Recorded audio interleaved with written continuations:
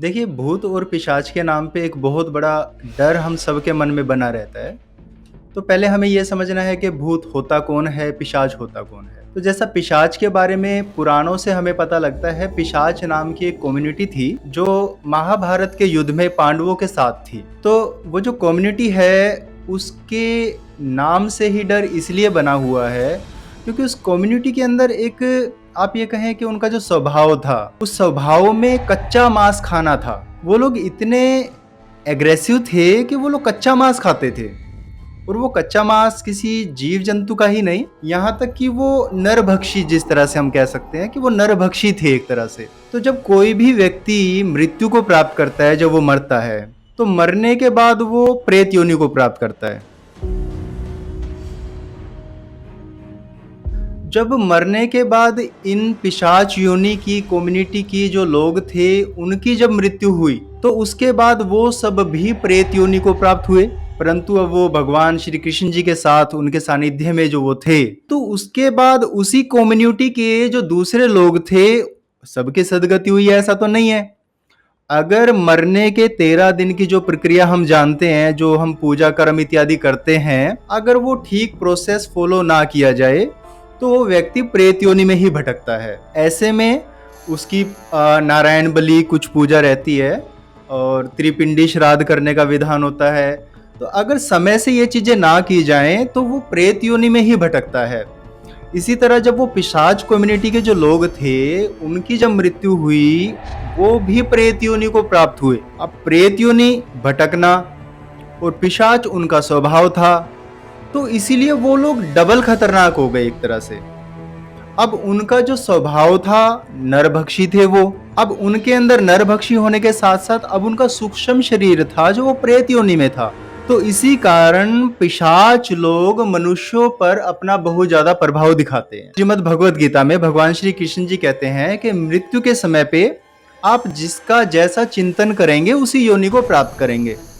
अब जैसा उन्होंने 18वां अध्याय में एक मंत्र श्लोक आया है, यम यम चिंत्यन्ते तम तम प्राप्नोति निश्चितम, यानी कि आप जैसा चिंतन करेंगे मृत्यु के समय, उसी तरह की योनि को आप प्राप्त करते हैं। अब वो मरने के बाद इतने खतरनाक हैं कि वो लोग जिंदा लोगों के ऊपर भी अपना प्रभाव दिखाते हैं, और जब उनका प्रभाव इंसान के स्वभाव में आने लगता है तो इंसान का स्वभाव भी उसी तरह से बनने लगता है। वो मांसाहारी प्रवृत्ति को ज्यादा फॉलो करता है, कृश हो जाएगा, शरीर में उसका दुबला पतला शरीर हो जाएगा, उसकी विचारधारा बहुत नेगेटिव हो जाएगी। तो ये सब प्रभाव जो हम देख रहे हैं आजकल समाज में, जो हम देखने को मिल रहा है, तो ये बहुत सी चीजें वहीं से बिलोंग करती हैं। तो हमें उस चीज को समझना है कि पिशाच एक कम्युनिटी थी, उनकी जो सदगति नहीं हुई है, तो यानी कि आप पिशाच की रेमेडी भी फॉलो कर सकते हैं। इतना बड़ा कोई उसे डरने की जरूरत नहीं है। ठीक है, वो पिशाच है, पर शास्त्र में हर चीज का विधान दिया गया है, तो हम उन पूजाओं को करके, उन विधान को करके उन पिशाच से भी मुक्ति पा सकते हैं। देखिए, जब हम किसी के अनुरूप अगर काम करने लगे तो इसका मतलब हम उसी के कंट्रोल में हैं। देखिए, अब पिशाच का नेचर है कि हम मांस का भक्षण करें। अगर हम मांस का भक्षण कर रहे हैं तो एक तरह से इनडायरेक्टली हम उसके कंट्रोल में हैं, क्योंकि वो उसका नेचर है मांस भक्षण करना। तो यानी कि वो हमारे कंट्रोल में अभी नहीं आ रहा है, नेचर वाइज हम उसके कंट्रोल में जा रहे हैं। तो अगर हम उससे मुक्ति पाना चाह रहे हैं तो पूजा पाठ के माध्यम से पा सकते हैं, पर अगर हम नेचर में उसी चीज को रखते हैं पूजा पाठ करने के बाद भी, तो इनडायरेक्टली ये बिल्कुल रहेगा कि हमारे ऊपर पिशाच का एक असर देखने को मिलेगा हमेशा ही। हमें पता ही नहीं लगता है कि हमारे साथ पिशाच है। हमारी लाइफ में इंसिडेंट्स हो रहे हैं, पर हमारी सोच जा ही नहीं रही है उस तरफ कि भाई ये किसी पिशाच का काम भी हो सकता है। देखिए, हम लोग सोचते हैं कि हम स्ट्रगल कर रहे हैं, बट ये हमारी लाइफ के स्ट्रगल को इतना बढ़ा देते हैं, तो ये वो चीज़ हमें अचीव ही नहीं हो पाती, और हमें लगता है कि शायद मेरे एफर्ट्स में कमी रही, शायद मेरे भाग्य से नहीं हो पाया। पर देखिए, इसके कुछ सिम्टम्स हैं, जब लाइफ में वो इम्प्लीमेंट होने लगे तो हमें थोड़ा सा संभल जाना चाहिए।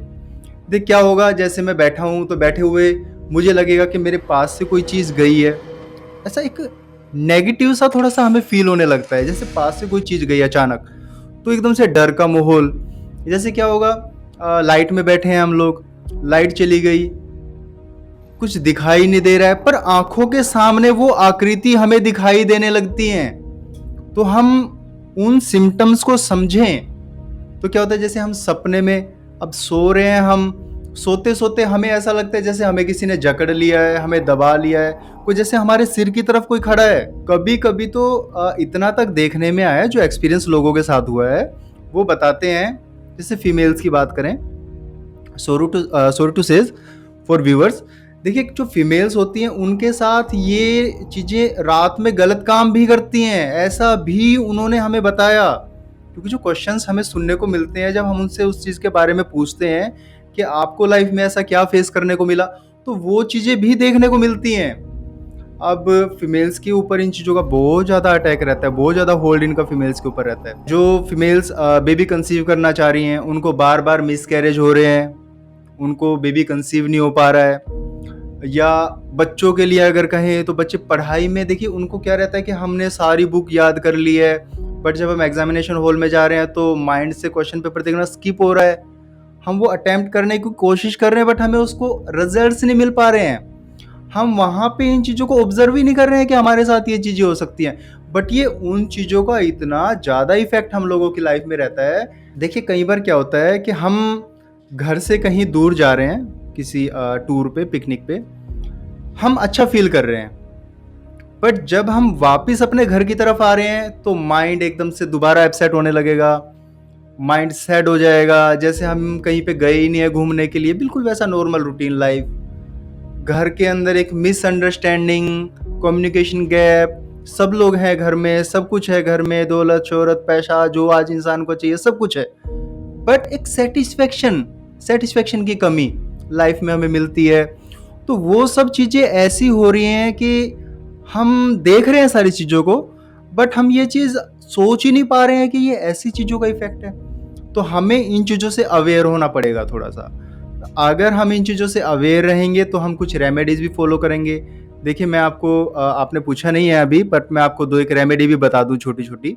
देखिए आप अगर इन चीज़ों से ग्रसित हैं, आपको लग रहा है कि भई हाँ, मेरे साथ ऐसी चीज़ों का कुछ न कुछ साया है, तो आप क्या कर सकते हैं, शंकर जी पे अभिषेक करना शुरू करें, यानी कि जल का अभिषेक करना शुरू। उस जल के अंदर आपको थोड़े से काले तिल डालने हैं। आपने वो अभिषेक किया शंकर जी का अभिषेक करने के बाद आप वहां पे थोड़ी देर के लिए बैठ जाएं। अब बैठने के बाद आप क्या करेंगे, हाथ जोड़ के भगवान जी के किसी मंत्र का जप करेंगे, जैसे ओम नमः शिवाय, शंकर जी का एक पंचाक्षरी मंत्र है, हम सब लोग इसका जप कर सकते हैं नॉर्मली। तो आप जब इस मंत्र का जप करेंगे तो 2 बार 4 बार जब आपने इसको चैंट किया, तो उसके बाद कोशिश कीजिए आप अपनी आंखें बंद कर लो।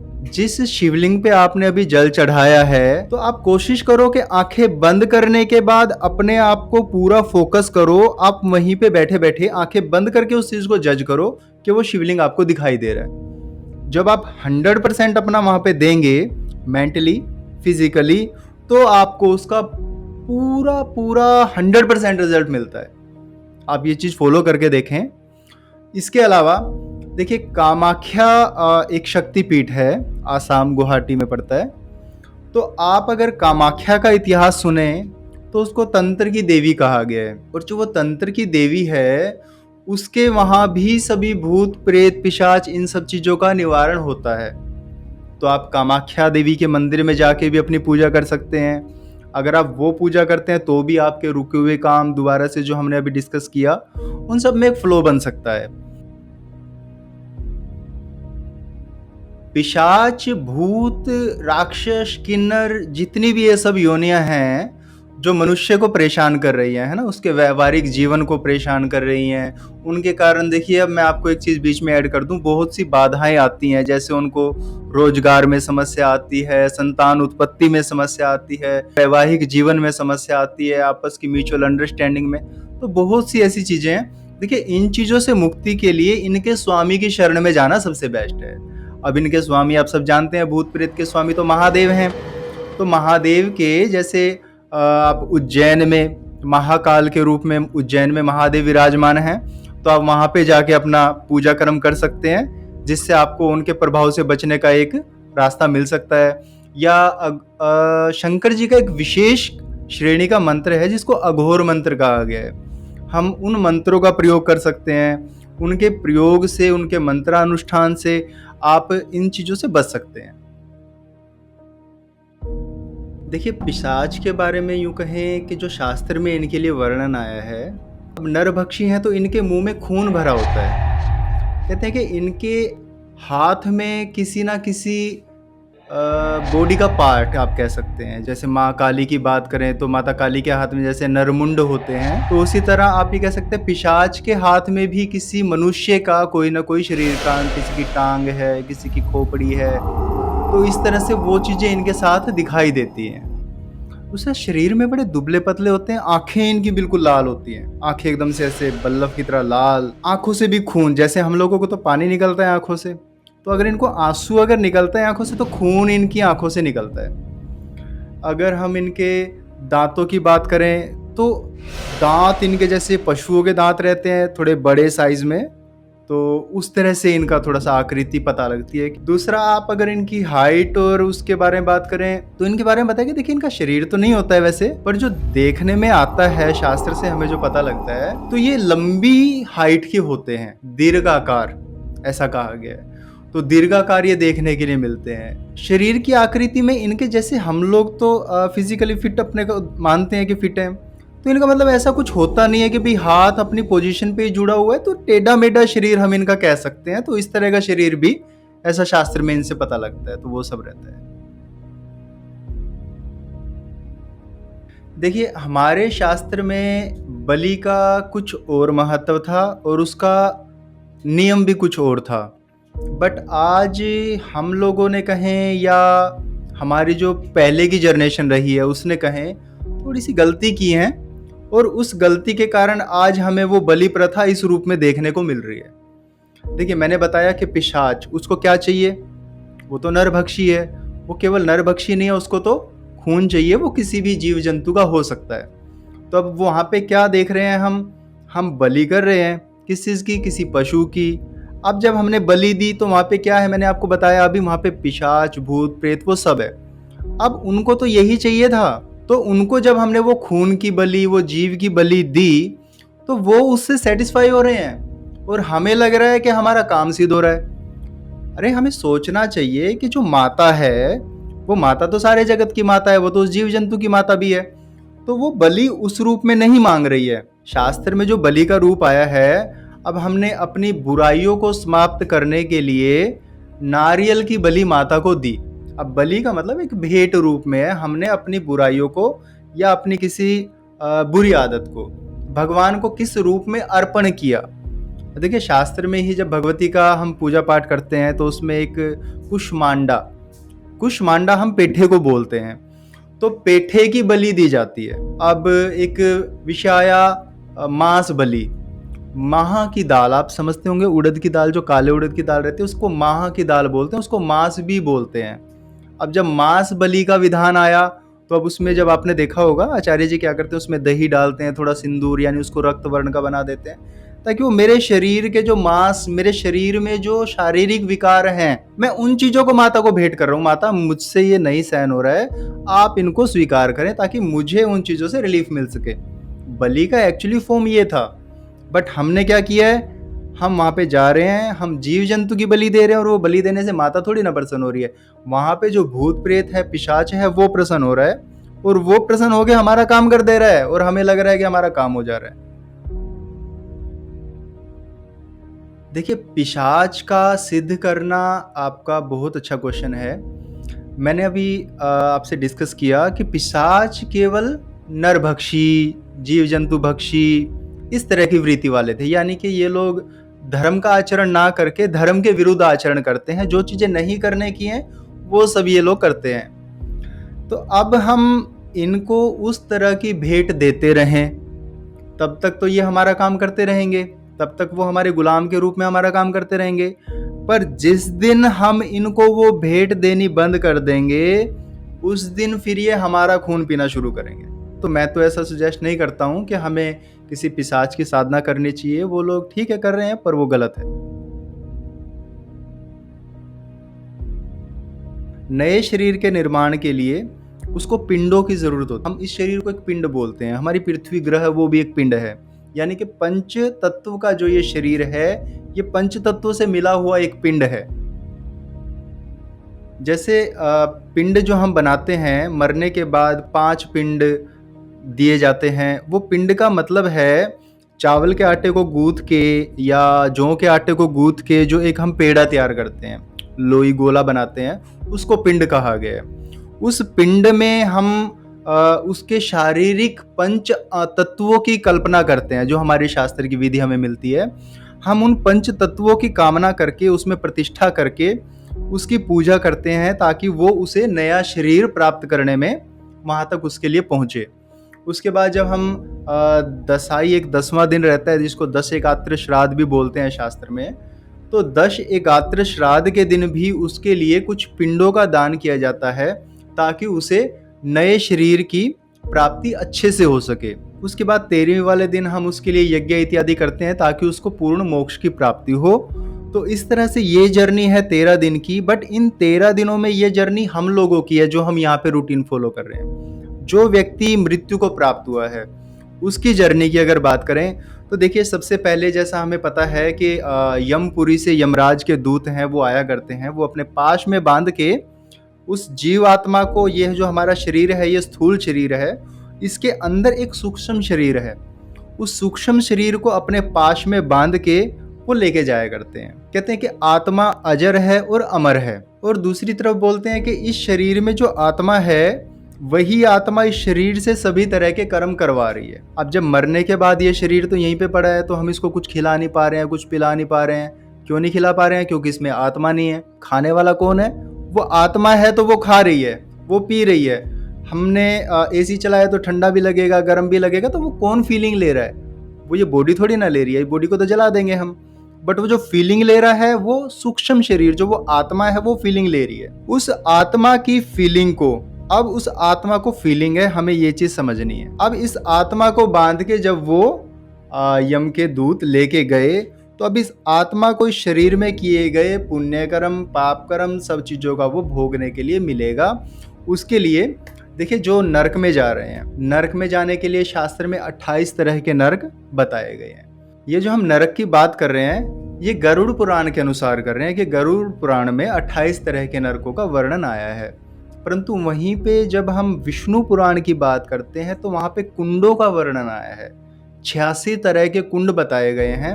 उन कुंडों में उस आत्मा को अलग अलग दंड दिए जाते हैं, अगर उसने पाप कर्म कोई किए हैं। और जैसा मैंने आपको पहले बताया कि यम यम चिंत्यन्ते तम तम प्राप्नोति निश्चितम, जैसी हमारी सोच रहेगी वैसी योनि हमें प्राप्त होती है। तो उसके बाद हमें उसी तरह की योनि प्राप्त हुआ करती है, जब हम वो भोग लेते हैं। इधर से हमारे लिए कर्म किया जाता है, जो हम लोग पूजा पाठ के माध्यम से कर्म करते हैं सामने वाले के लिए, तो वो कर्म किया जाता है। उसको वो शरीर मिलेगा, नहीं मिलेगा, किस चीज़ का मिलेगा?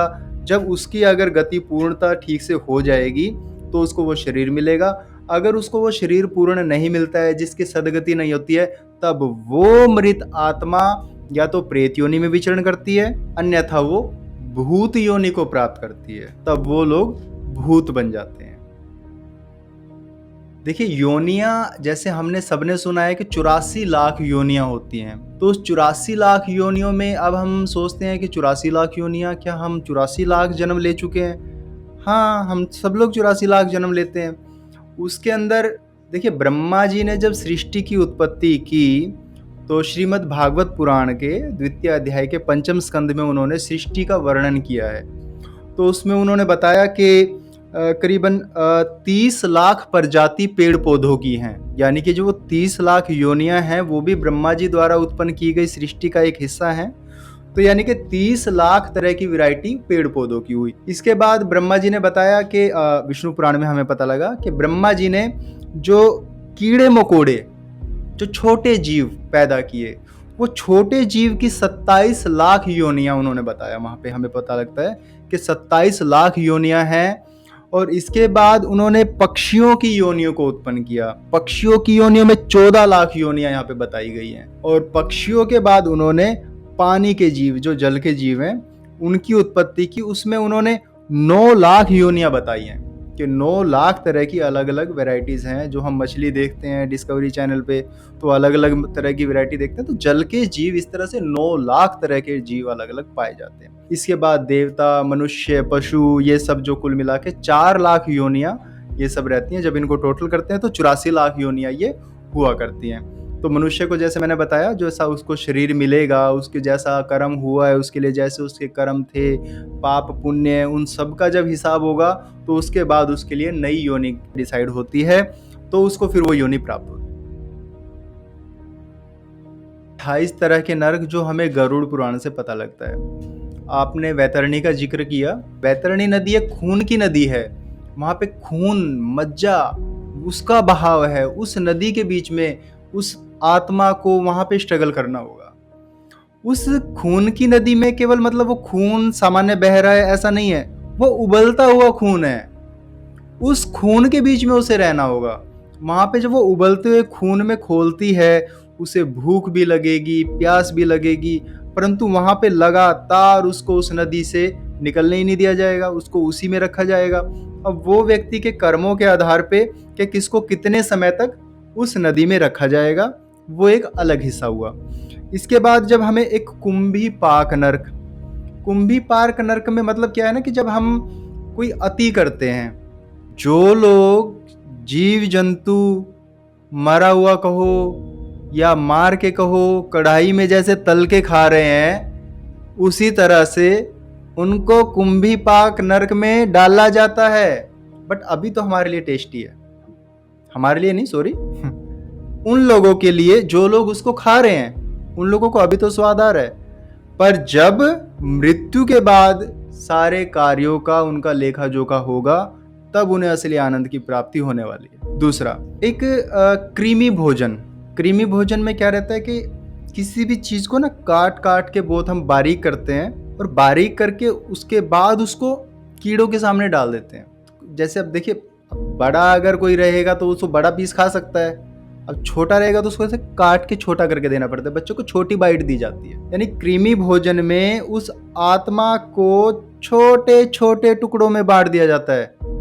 मरती नहीं है वो, क्योंकि आत्मा तो अमर है, वो मर नहीं रही है, उसको काट दिया गया है फिर भी, और उसके बाद छोटे छोटे कीड़ों के सामने उसको फेंक दिया जाएगा। वो कीड़े खाएंगे अब उसे, पर वो आत्मा का कुछ होने वाला नहीं है, वो मरेगी नहीं, वो कीड़े काट रहे हैं उसको। क्रीमी भोजन इस तरह से बहुत ही ज्यादा क्रूर कहें हम उसको, बहुत ही ज्यादा, अब जैसे हमारे कर्म है उसी तरह का नरक हमें भोगना पड़ेगा। हमारे शास्त्र के अनुसार अगर हम कर्म करने की बात करें, तो शास्त्र में क्या है ना कि हमें बहुत ही सात्विक विधि से जीवन यापन करने के लिए बताया गया है। वहां पे तो किसी से चोरी भी नहीं करनी है, किसी से झूठ भी नहीं बोलना है, किसी से फ्लर्ट भी नहीं करना है। आज बिना इसकी जिंदगी चल ही नहीं रही है किसी की। तो यानी कि नरक जाना तो हमारा तय है, क्योंकि हम लोग कलयुग में पैदा हुए हैं, तो नरक जाना तय है। पर कुछ लोग ये सोच लेते हैं कि नरक जाना तय है तो अच्छे से जाएं। तो हमें उस चीज को भी समझना है कि हमें अच्छे से किस चीज में जाना है। जो चीज हम वही करें जो हम सामने वाले से एक्सेप्ट करते हैं। अब मैं सामने वाले से एक्सेप्ट कर रहा हूँ कि वो मेरा रिगार्ड करे, पर हम सामने वाले का रिगार्ड नहीं कर रहे हैं, तो कैसे मिलेगा हमें रिगार्ड। तो कुछ चीजों का तो भोग हमें यहीं पे भोगना पड़ रहा है। तो इसीलिए हम ये कह सकते हैं कि आप शास्त्र को पूरा अध्ययन करने की बजाय इतना समझ लें कि जैसा आप अपनी लाइफ में अपने लिए चाह रहे हैं, सामने वाले के साथ भी वैसा ही करें। जैसी चोट आपको लगती है वैसी चोट किसी जीव को लगती है। जैसे आपको हर्ट हो रही है कोई बात, वैसी किसी और को भी हो सकती है। तो हमें इन चीजों को समझना बहुत जरूरी है।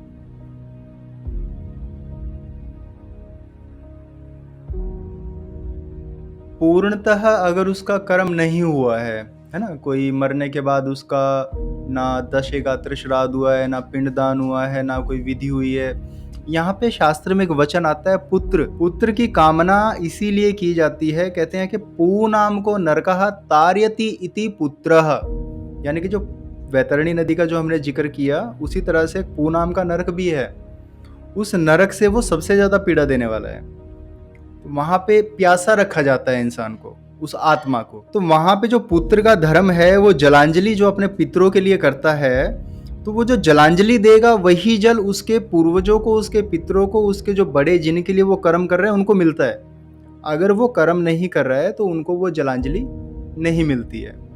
तो ऐसी श्रेणी में क्या होगा, तो सामने वाले को ज़्यादा पीड़ा फेस करनी पड़ती है, ज़्यादा कष्ट देखने पड़ेंगे।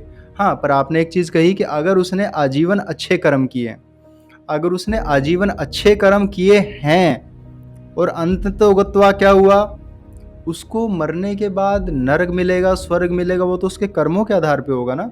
अभी तो हम उन चीज़ों को डिफाइन ही नहीं कर सकते कि वो जब अच्छे कर्म करके गया है तो डेफिनेटली उसको फिर अच्छे ही रास्ते से जाने का रास्ता मिलेगा, तो उसको नरकों में जाना पड़े, ऐसी कोई ज़रूरत तो है ही नहीं कि उसको नरक में जाना पड़ेगा। और एक चीज़ हमें हमेशा याद रखनी है कि यम यम चिंत्यन्ते तम तम प्राप्नोति निश्चितम। जैसा हम चिंतन करेंगे वही चीज़ हमें प्राप्त होगी। इसी को हम हमारी इच्छा शक्ति भी बोलते हैं। जी, अब मेरी इच्छा जो है वो चीज़ मुझे मिल जाती है। देखिए, हम किसी को याद करते हैं, वो हमें कॉल करता है, हमने जस्ट याद किया है, हमारी इच्छा शक्ति इतनी प्रबल है कि सामने से उसका फ़ोन आ रहा है, ये एक इच्छा शक्ति है। आपने सुना होगा, हिचकी आ जाती है हमें तो हम तुरंत सोचते हैं कि मुझे कोई याद कर रहा है। कुछ लोग छींक आने पे भी कहते हैं कि कोई याद कर रहा है। तो यानी कि इच्छा शक्ति, कि जैसा हम सोचते हैं वैसा होता है, और ये डेफिनेटली होता है।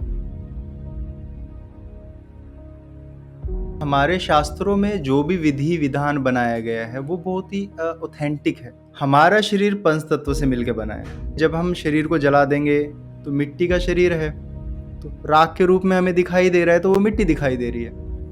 अग्नि जो इसके अंदर है वो अग्नि अग्नि में मिल चुकी है। वो जो जल था वो वाष्प बन के उड़ चुका है, ठीक है ना। जो आकाश तत्व है वो आकाश तत्व में मिल चुका है। तो वायु है वो वायु में मिल चुकी है।